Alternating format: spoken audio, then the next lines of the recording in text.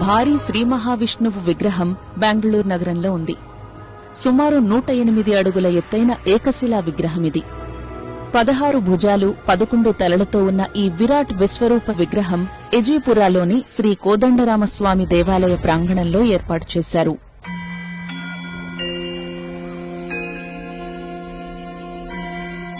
సాధారణంగా ఇంత పెద్ద ఏకశిలా విగ్రహాలను తరలించడం కష్టం కాబట్టి ఆ రాయి దొరికే కొండ దగ్గరే చెక్కుతారు.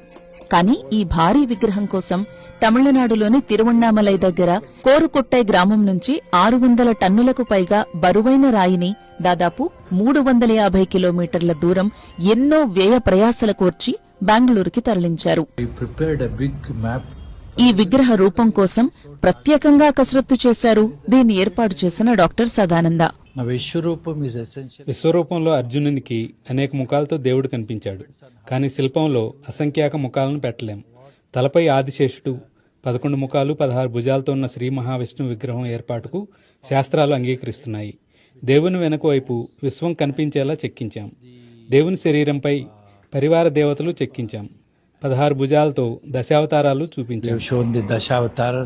రాయిని గుర్తించి దాని తవ్వకానికి అనుమతులు తేవడం, భారీ యంత్రాలతో కదిలించడం, ప్రత్యేక ట్రక్లో చిన్న రోడ్లు, పాత వంతెనలను దాటుకుంటూ తరలించడం, బెంగళూరులో శిల్పంగా చెక్కడం, మధ్యలో కోవిడ్, తరువాత క్రేన్లు కూడా లేపలేని ఆ శిల్పాన్ని యంత్రాలతో నిలబెట్టడం, దానికోసం భారీ ఫౌండేషన్ వేయడం, ఇదంతా జరగడానికి కొన్నేళ్లు పట్టింది.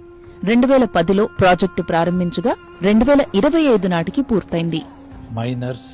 మైనింగ్ నిపుణులు, జాతీయ రాక్ మెకానిక్స్ సంస్థ నిపుణుల అభిప్రాయాలు తీసుకుని రాయిని ఎంపిక చేశాం.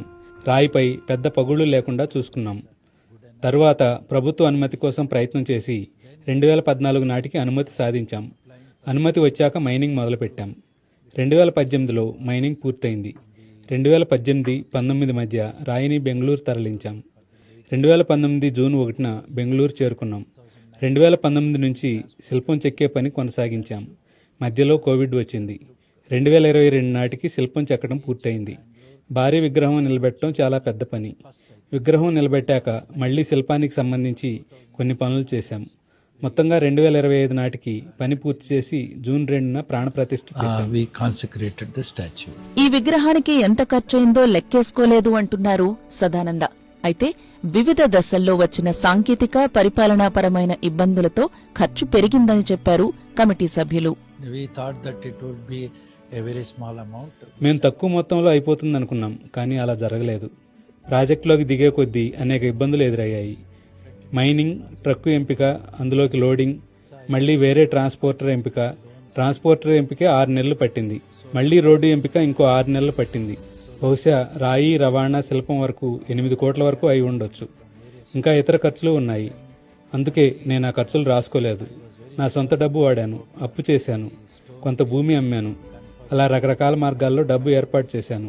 రాయి పక్కాగా బెంగళూరు వస్తుంది అన్న నమ్మకం కుదిరిన తర్వాతే విరాళాలు తీసుకోవటం మొదలుపెట్టాను. ఆ తర్వాత చాలా మంది ముందుకు వచ్చి పెద్ద ఎత్తున విరాళాలు ఇచ్చారు. వృత్తిరీత్యా వైద్యుడు, స్వయంగా సంగీతకారుడైన డాక్టర్ బి సదానంద ఓ ప్రొఫెసర్గా పనిచేశారు. తన తండ్రి కట్టించిన ఎజీపురా కోదండరామాలయం ఖ్యాతి పెంచడానికి భాగవతంపై పాటలు రాసినప్పుడు తనకు కలిగిన అనుభూతితో ఈ భారీ విగ్రహ ఏర్పాటు ఆలోచన వచ్చిందని ఆయన అన్నారు. ఈ గుడికి వచ్చేవారి సంఖ్య పెంచాలన్న ఉద్దేశంతో ఈ గుడి ప్రాంగణంలోనే విగ్రహాన్ని ప్రతిష్ఠించినట్లు ఆయన చెప్పారు. దీనికి కాలనీ ప్రజలు కూడా సహకరించారన్నారు. ఈ విగ్రహానికి త్వరలో కంచుతో ఒక భారీ గొడుగును ఏర్పాటు చేయబోతున్నారు. మెట్లదారిలో గీతా శ్లోకాలను చెక్కించబోతున్నారు.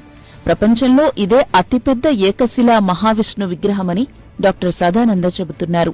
అయితే దీన్ని బీబీసీ స్వతంత్రంగా ధృవీకరించలేదు.